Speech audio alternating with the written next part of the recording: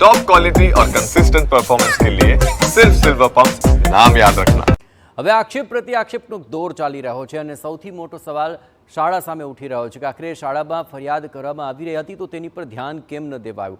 જો એ તબક્કે ધ્યાન દેવાયું હોત તો આખરે આ ઘટનાને પણ ટાળી શકાય હોત, નિવારી શકાય હોત. હવે કઈ પ્રકારના આ આક્ષેપો છે, તેની સત્યતા શું છે, તપાસ શું છે, તમામ બાબતો ખૂબ મહત્વપૂર્ણ બની રહેશે. પણ આપને હું જણાવું કે આખી ઘટનામાં વાલીઓ કેવા ગંભીર આરોપ લગાવી રહ્યા છે કે બાળકો સ્કૂલમાં ચપ્પુ જેવા ઘાતક હથિયાર પહેલાં પણ લાવ્યા હતા અને આ પ્રકારના આરોપ લાગી ચૂક્યા છે અને આ વખતે પણ ચપ્પુ લઈને જ્યારે બાળકો પહોંચી રહ્યા છે ત્યારે આખરે કેમ કોઈ કાર્યવાહી શાળાએ ન કરી તેવા ગંભીર આરોપ વાલીઓ લગાડી રહ્યા છે. એટલું જ નહીં, આ પહેલાં પણ આવા હથિયાર હતા અને સ્કૂલ મેનેજમેન્ટને ફરિયાદ કરાઈ હતી છતાં પણ એ તબક્કે પણ કોઈ પણ પ્રકારના પગલાં નથી લેવાયા. આપ જુઓ કે આ સમગ્ર મામલે પગલાં લેવાયા હોત તો આ ઘટનાને નિવારી શકાય હોત તે ચોક્કસપણે સમજી શકાય તેવી બાબત છે. પણ સ્કૂલ મેનેજમેન્ટને આ ફરિયાદ કરાય છતાં પણ પગલાં નથી લેવાયા તેવું વાલીઓ સ્પષ્ટપણે માની રહ્યા છે. આ ઉપરાંત શાળામાં સુરક્ષાની કોઈ પૂરતી વ્યવસ્થા ન હોવાનું વાલીઓનું સ્પષ્ટ માનવું છે. એટલે કે અહીં તેમના જે બાળકો ભણી રહ્યા છે તેમની સુરક્ષાને લઈને પણ તેઓ ચિંતિત છે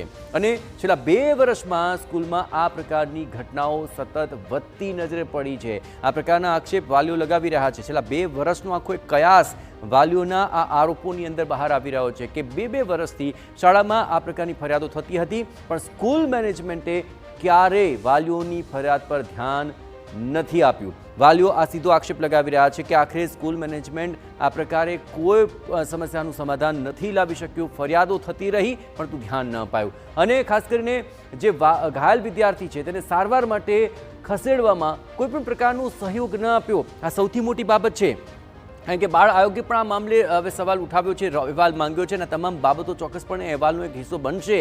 કારણ કે જે વિદ્યાર્થીને સમયસર જો સારવાર મળી હોત તો બાબત અલગ હતી પણ શિક્ષક અને સુરક્ષા કર્મચારીઓની બેદરકારીથી બાળકનું મૃત્યુ થયું છે તેવો સ્પષ્ટ આરોપ વાલીઓનો છે.